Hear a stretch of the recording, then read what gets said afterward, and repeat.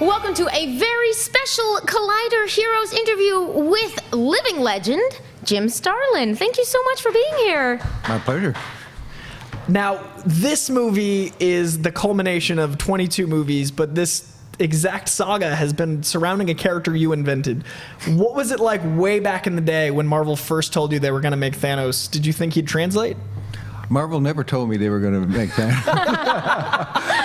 No, the first I wasn't working for Marvel at the time when the first Avengers movie came out, and I only heard about it on the internet 2 days before. And it was kind of interesting because I went to a midnight showing because I said, this can't be right. So we got to the theater, and there was these two fellows behind us who sort of talked throughout the movie, not offensively so, but I could hear them, and I could make out that one was a comic book fan and the other was a cartoon fan. And so when the final credits ran and Thanos appears, I hear the comic book fan going, "Thanos!" And then I hear the cartoon fan go, "Who's Thanos?" And I realized at that point that the next few years are going to get kind of surreal, and they certainly have. Oh, that's a beautiful moment. You got the internet right behind you. Yes, exactly. All in 5 seconds time.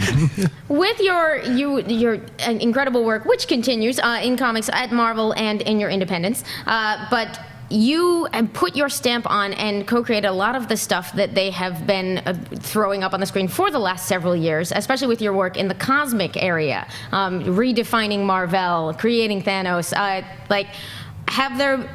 I'm just curious, can you speak to sort of watching Marvel, the MCU, go into space in that area and the way it has your stamp all over it? Well, with the advent of the computers in movies, everything changed. When I first started in comics in the 70s, we could blow the movies away on what we put in the comics because I could draw armada of spaceships and you couldn't see the wires hanging down. Now with the computers, I can work for a year on a drawing and never get anywhere near as complex as one frame in this Endgame movie. So it's been kind of interesting watching it build.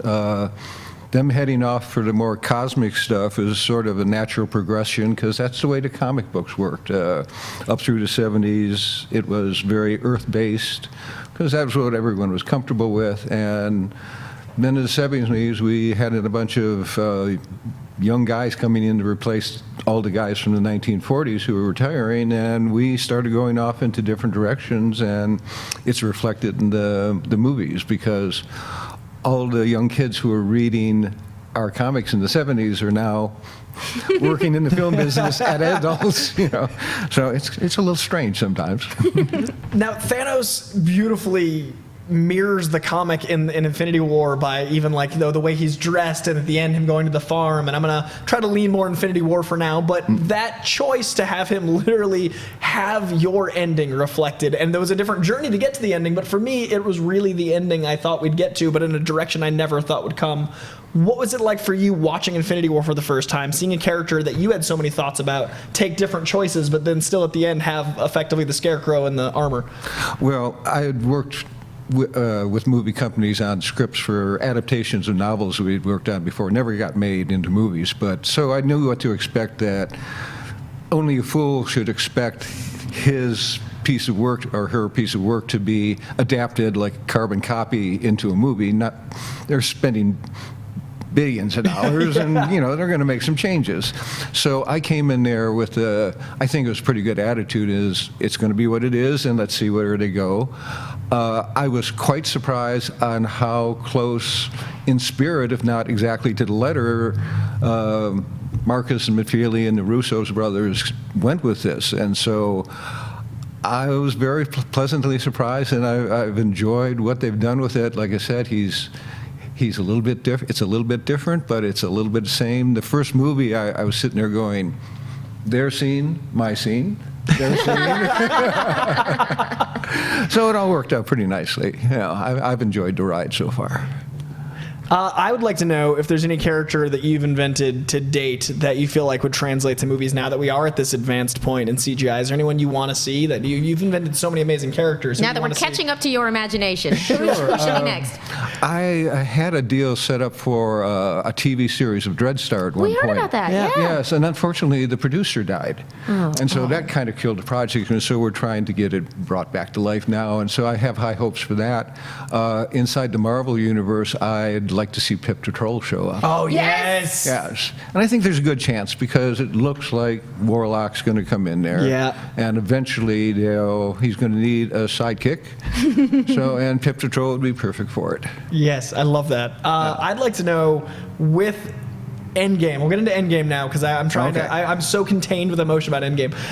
The moment you pop up, which is one of my favorite moments in the movie, of amazing moments in the movie, because to me that's the biggest. We know the source material of what we've made here. Look, it's Jim Starlin. What was the process like of getting that? Like, Yeah, how did that happen? Did they call? Did they get an email? Like, how does that happen? I heard that the film was being made in Infinity War. And on my Facebook page, I just kiddingly took a phrase from, I think it's Bugs Bunny, and said, Mr.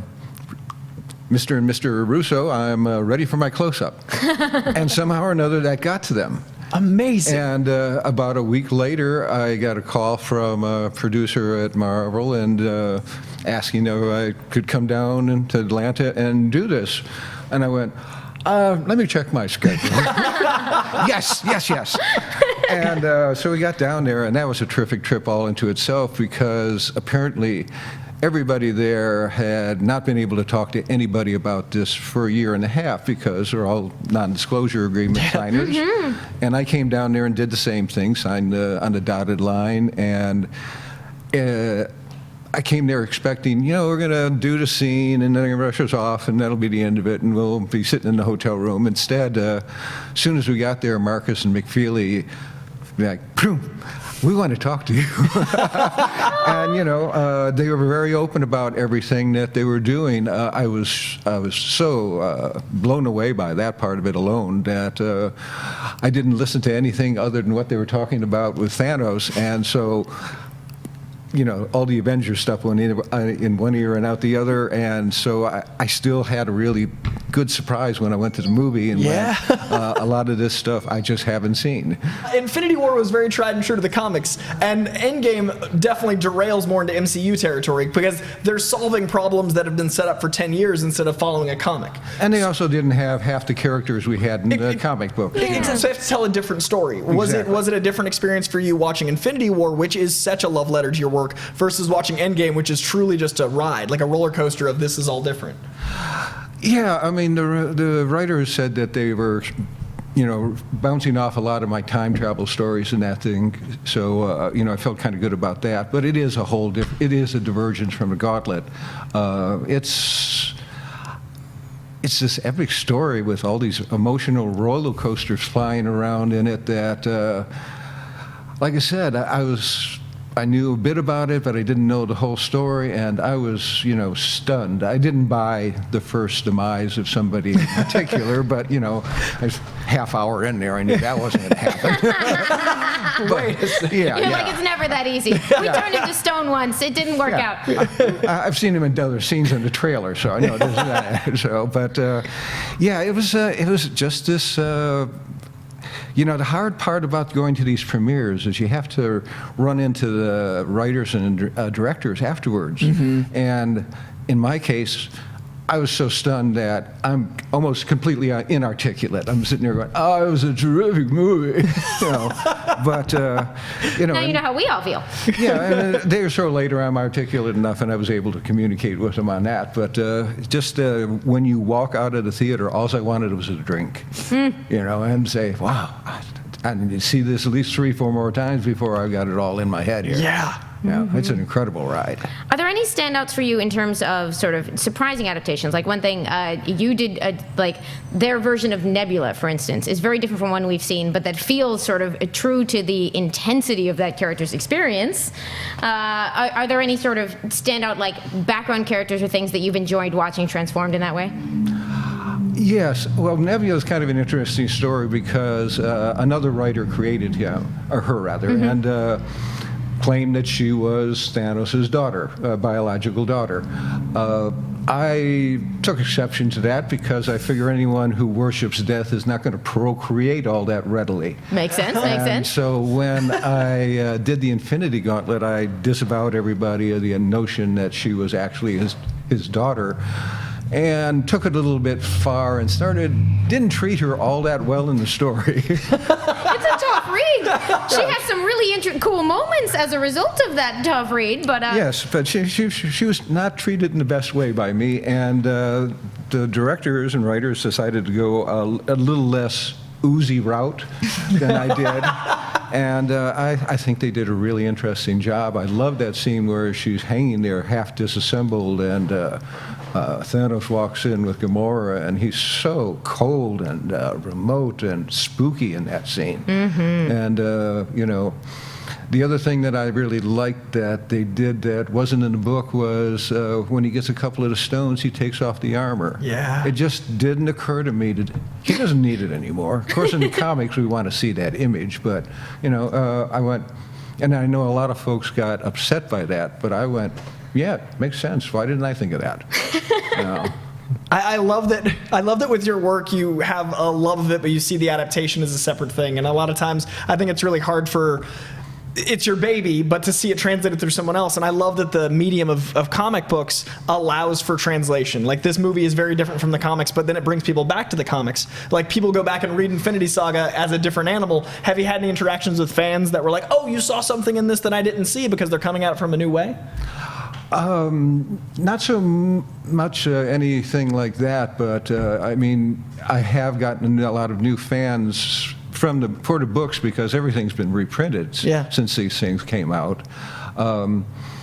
You know, I had no trouble with the adaptation. In fact, as I was going along, I kept wondering, what would Arthur Conan Doyle think if he saw all the different versions of Sherlock Holmes over the past century? I mean, would he even recognize some of them? But no, I figure there's the comic book, there's what is that I did there, and after that, there are adaptations. You know, other people are going to come along and do other Thanos stories in the comics. You know, when you do something on a work-for-hire basis, you have to say goodbye to it eventually and move on. And you, I'm sure, have become aware that I believe as of the end of last year, when Diamond Comics released their charts for last year, Infinity Gauntlet was the best-selling graphic novel of 2018. I didn't know that. I knew we broke some kind of record on the collection thing, but I didn't know it was #1. That's kind of cool. It's just the Diamond number, so the bookstore market and all that stuff. But it was amazing for us to see. Like, yeah, that was.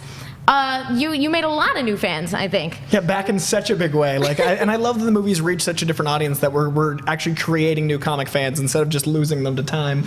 Now with the comic itself, it is so full of vibrant colors and it's so full of this energy and this pace. When you were developing it with such a great team like George Perez and Ron and Rubenstein, was that collaborative process like you guys sitting in a room and going like this insane color and this insane frame? Like, how did the actual writing of Infinity Saga go? Did you guys piece it out, or? I mostly did it with editor Craig Anderson. Okay. Ron, who was writing or drawing the Silver Surfer, lived out in California. I was in New York at the time, so he wasn't actually into the process of that. And George got pulled in unexpectedly. We thought Ron was going to draw the Infinity Gauntlet right from the beginning. Marvel was owned at that point by a guy named Ron Perlman, and it was a time when they wanted to squeeze every last cent they could out of the readership. Every X-Men had his own title at one point. And so I came onto the Silver Surfer, and it started selling pretty well. And so they said, well, we got to do something else. Let's do some special project, and that's where the Thanos Quest came in. And the early sales for the Thanos Quest were really good, so they said, we need something more. Because I was going to go back and finish off the story in the Silver Surfer. And so they said, let's do some real big event. And I said, well, give me a bunch of characters that I can work with. And a few of the editors were pretty cool about that, and said, "Oh yeah, you can use the Hulk, you can use this." But the X-Men editor said, "You can't use any of them." And so the editor-in-chief finally said, you got to give him at least 2 X-Men for this. So that's why we got Cyclops and Wolverine only. That's so funny. And, Here's 2. oh, it gets weirder still. And some of the books did tie-ins to it. And so when the Gauntlet came out and started selling, all the other books who had tie-ins, they went up in sales also. So a year later, we did the Infinity War, and at that point, everybody wanted their characters in this book, Suddenly, more X-Men are available. including some that hadn't even come out yet. I remember getting Xeroxes of this guy named Sleepwalker. And they said, he's got to be in the book. He's our new character. And the best I could do is have him walking by in the background in one panel. Because I had no idea what he was. You were like a casting director, and everyone was like, "We've got these people. We need you to use them. Put them." Yeah, stick him back there. So. I'd love to read that script. Sleepwalker walks by in the background. Shrug. Yeah, he was walking by in the air, so at least we gave him something that looked visual. You got a moment to shine. I will say, just for our audience, you can get that Thanos Quest material is collected in a new edition in Silver Server. It's fantastic. If you have not read the original Thanos Quest 2-parter, I feel like that was something that sort of like didn't get enough credit for a long time, and it's very nice to see people sort of going back and appreciating. By the way, I really like. Yeah, Thanos Quest has always been my favorite Thanos story because he's never been as nasty and as rotten as he is in that particular book. Yeah. Have you read any of the new Thanos stuff now that he's come back to the mainstream, now that he's back to popularity in the comics themselves? No, I'm finishing off editing on. We sort of had an agreement up in Marvel that there was going to be the cinematic Thanos, the Marvel Comics Thanos, and then my Thanos over in the graphic novels. What you've been doing in a series of standalones that you should all be checking out. And Alan Davis is finishing off the last one right now. It looks terrific. But I lost my point here. What was the question? Marvel comic Sorry, we were Thanos asking versus the yes. graphic novel? Yeah. Yes. So basically, what I did was go off and do this own thing, and I still lost the track of this. So the 3 different Thanoses, you've not really dabbled in the middle of the But Marvel what was comic your one. original question? Oh, just whether or not you've been keeping track of the new Marvel Thanos. Yes. No. So because of all that nonsense I just went through, You answered but didn't I've realize. avoided reading the other books for right now until after I get done with the editing in the next week or so. And in which case, I want to read Donny Gates's to begin with, and that. Donny Cates I was really impressed with the fact that it felt like the spirit of Thanos, but I also was surprised, and it's nice to have I keep hearing it's very good. He's so And- versatile, the character. You can have a writer really shape him, and yeah, I was really impressed. Yeah, and I get along really well with him. We've met at a number of conventions, and I've told him, as soon as I'm done, I'll read your book. You're saving them. You're saving them. Yeah. Yes, it's in collection now. I don't have to do all those pamphlets now. I have one last question for me, so if you have a last question, you should go first, because I got to know where Thanos' helicopter came from. I've wanted to know for years. It's been haunting me. It's the most visual thing I have. Well, when you work on a work for hire character, other people are going to come along and work on it. And Marvel had this book that was supposed to be for really young readers to enter into the market and that. And Larry Lieber, Stan's brother, he was writing it, and he just grabbed up Thanos and had him robbing banks and had his Thanos-copter, and they showed it to me after it came out, and I went, I'm not going to reference this. In fact, I'm going to pretend this never happened. I've wondered that for 20 years, where and how that happened. Yeah, and now it's one of the most popular memes out there. I mean, every time anything with Thanos Quest comes up on my Google alerts, half the time there's a Thanos-copter down going, oh, Jesus.